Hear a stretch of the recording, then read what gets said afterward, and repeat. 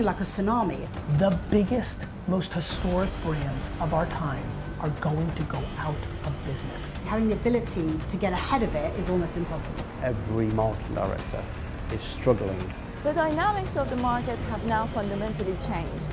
The whole conversation in the advertising world revolves around the baby boomer generation up until this point. You traditionally used to, let's say, do a piece of content creation once or twice a year. That was how linear and simple it was. I remember sitting in boardrooms 10 years ago even, where the whole discussion was, oh my God, what a danger that we have that this social media is happening. There's just a stunning hold of romance to the way we did it. Things are never going to be the same again. Some of the world's most iconic brands and large corporations are now going out of business.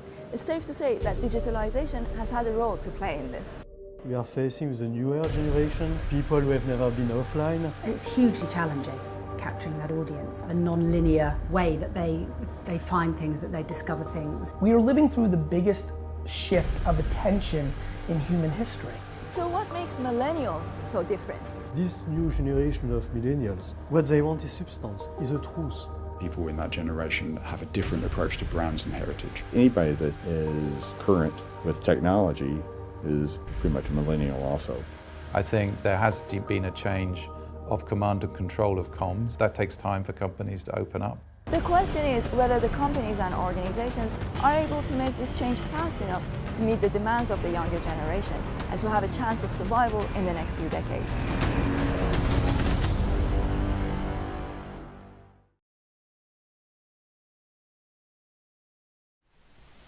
It's been less than 6 years now since I graduated from engineering and physics, and I've always found myself at home in places that are undergoing disruption.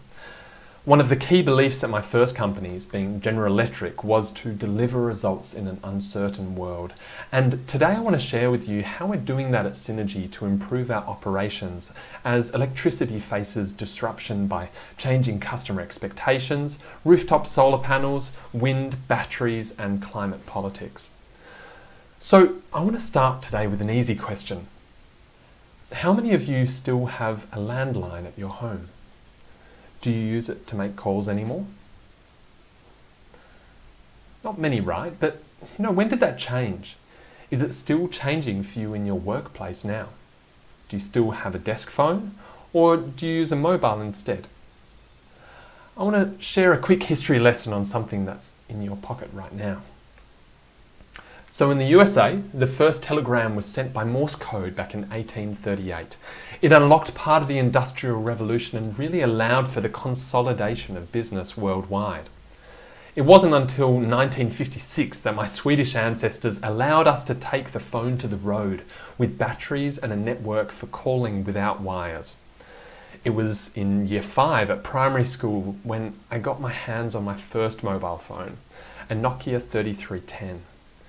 Now, we've come a little way since then with the first iPhone in 2007, and now phone traffic is dominated by video streaming, with my friends burning through at least 100 gigabytes a month in data. That's the equivalent of sending over 300 text messages every second for a month.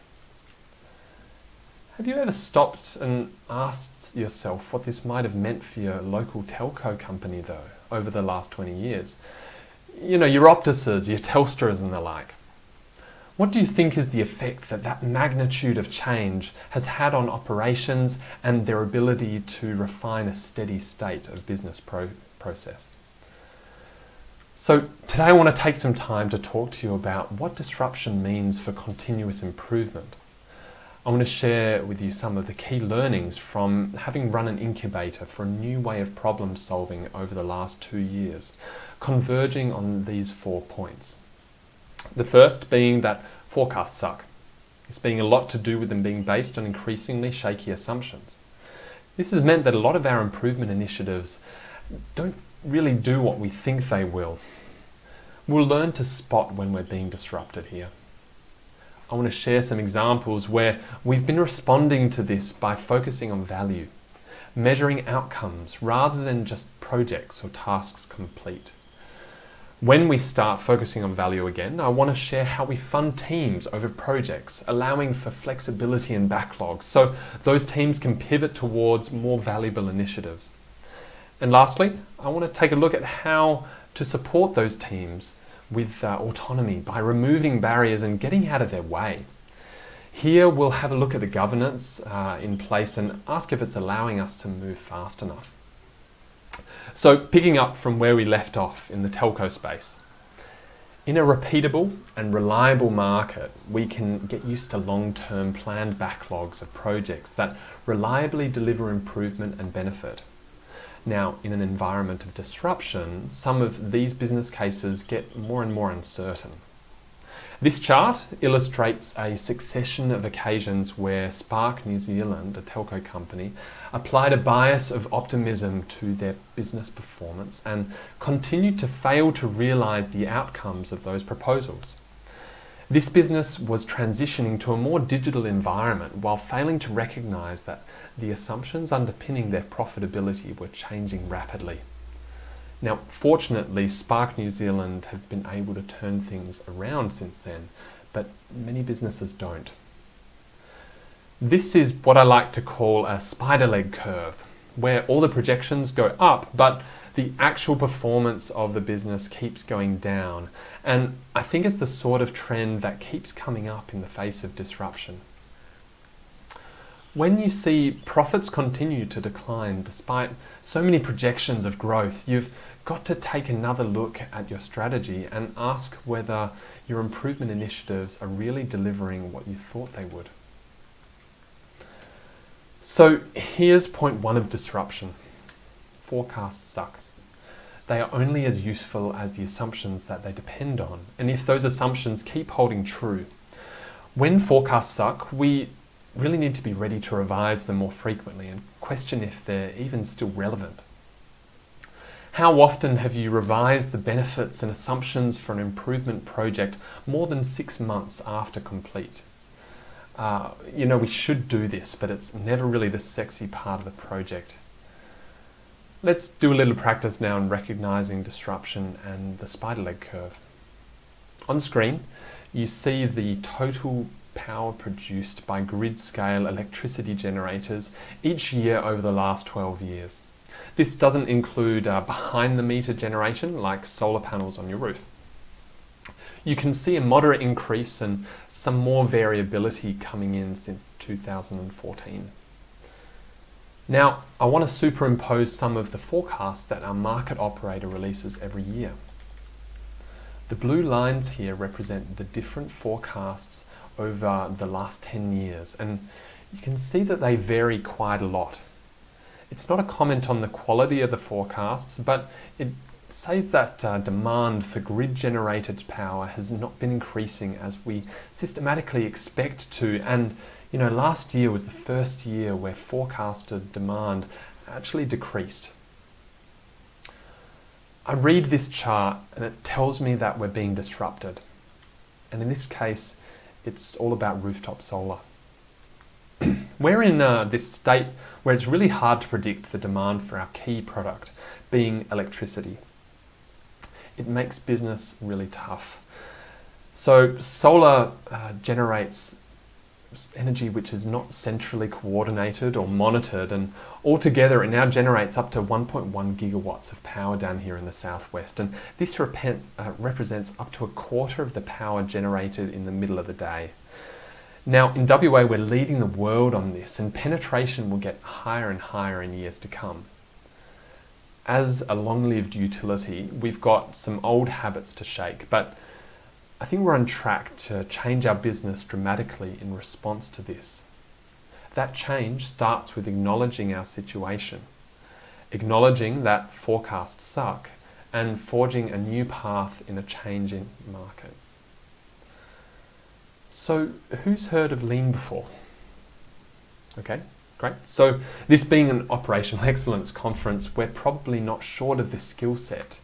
Now, Lean and Six Sigma methods have been doing a sterling job at optimizing businesses for a long time now, and they've been the backbone of many of the improvement frameworks that I'm sure a number of you in this room have probably devised for your companies. In our environment of disruption though, we found we need more in terms of how to deliver those initiatives and improvements to our business.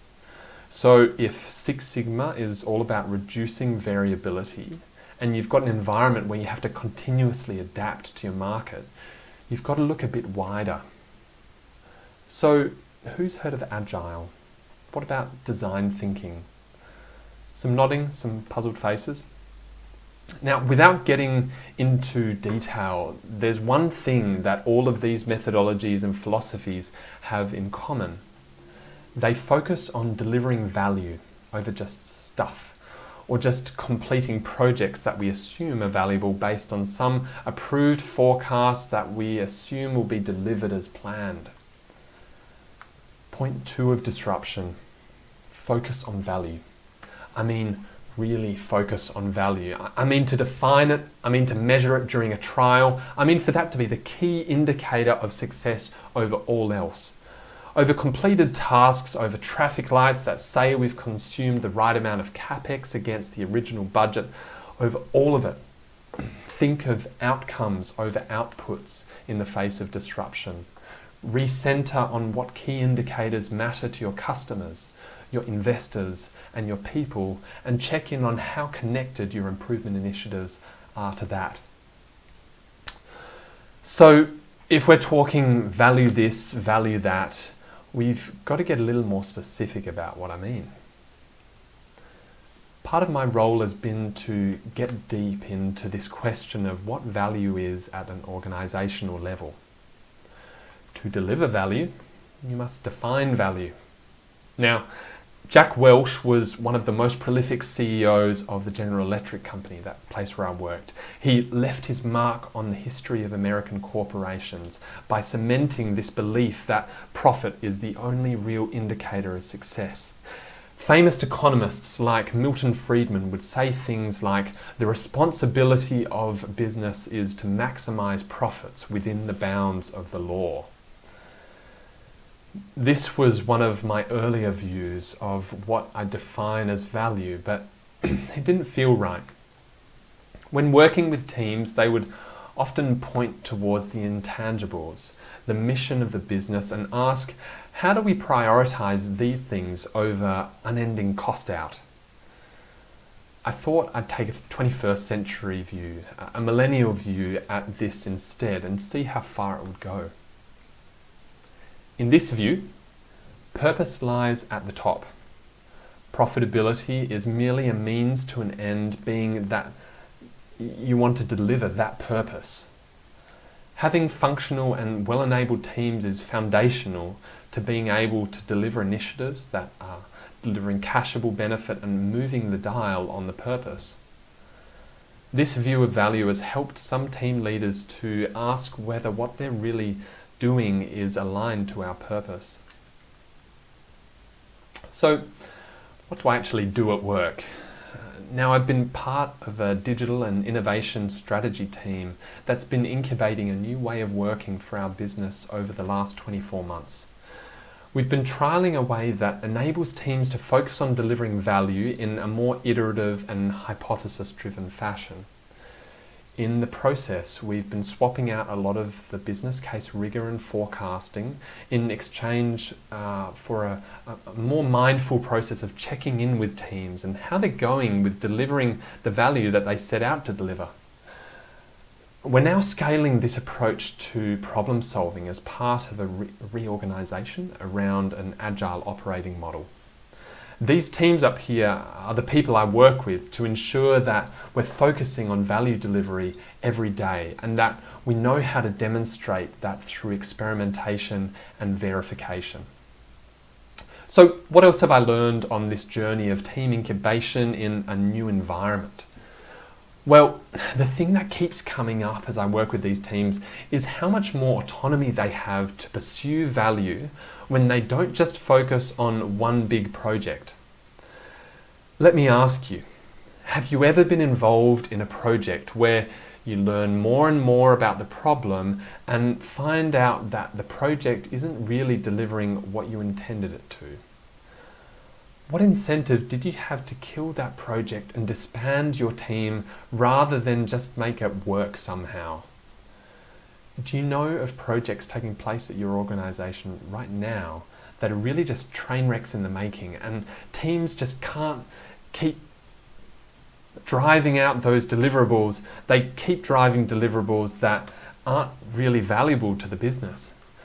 Well, we've got examples now where teams are taking action to kill initiatives before too much cost has been sunk into them. And I believe it starts with them owning a more diverse backlog which aligns to a mission, and knowing that they are trusted to pivot and pursue higher value initiatives. Point 3 of disruption. Be flexible with backlogs by allowing teams to pivot away from less valuable initiatives towards more valuable ones. Be cautious of a strategic roadmap when the assumptions that underpin that roadmap are being disrupted. You need to acknowledge that the people closest to the problem are typically really well suited to make the decision on how likely that initiative is to move the dial in the right direction. Figure out how to trust your people to work on this problem of prioritization by being clear on the high-level outcome you're trying to drive within that team. So, what does this look like in the real world? This is one of my colleagues, and I think he embodies a lot of the behaviours that are essential to combating disruption. This is Sam presenting at a sprint review, which he does every 2 weeks, sharing with stakeholders outside of the team how one of the 3 initiatives on their backlog has been going. He always starts the presentation with the same slide, showing the team's mission. They then follow that up though by connecting their mission to 4 key indicators that define success for their initiatives, including cost reduction in our call centre, reduction in debt, and improvement in customer satisfaction. He shares some of the key assumptions about a small-scale trial product and how its performance has been going. This initiative is all about helping some of our most vulnerable customers to get out of debt by incentivizing them to pay a steady and accessible portion of their bill that they wouldn't pay otherwise. This is the sort of initiative that we weren't sure would work originally, but by building the measurement system that lets them frequently determine their outcomes, it's allowed them to keep a close eye on whether to persevere, to pivot, or to shut this down in favour of another initiative. This team makes themselves immune to disruption by focusing on value, testing, learning, and adapting its backlog dynamically. It's faced many challenges along the way, and it's also highlighted the last lesson for today. Point 4. Support the autonomy of teams by removing barriers and getting out of their way. By taking a look at your governance and asking if it's allowing teams to move fast enough, you can start to reshape an approval process into a continual coaching service which helps to flag when it's time to pivot or to kill an initiative. Feedback from our 6 foundational digital teams has triggered a big revision of our business case process and how we do prioritisation and funding at an organisational level. Getting this right is one of the keys to enshrining this new way of working in our teams and doing it in a sustainable way. Now, in case you haven't realised, I've been sharing ideas about delegating a lot of the prioritisation and decision-making power to teams. This is on the condition of presenting good experimental data and knowing what their investors consider to be valuable. This is quite oppositional to a traditional command and control style of leadership though. As a member of our digital strategy team, I have no conventional power over any of these 6 value delivery teams, but what we can agree on is that we want to deliver the most value for synergy. My role is to build that base layer of people and technical capabilities so that these teams can effortlessly deliver value. I've learned that you don't need to have all the answers, but you need to listen intently and devise insightful experiments to learn about the next step that will help them deliver that mission. So, you might not be facing disruption yet, but your customers' and employees' expectations are changing faster and faster. So I leave you with 4 questions. How much are you depending on shaky forecasts? Are you really focused on delivering value? Can your teams pivot away from train wreck projects? And how are you enabling your teams to deliver the mission of your business? Thank you for your time today.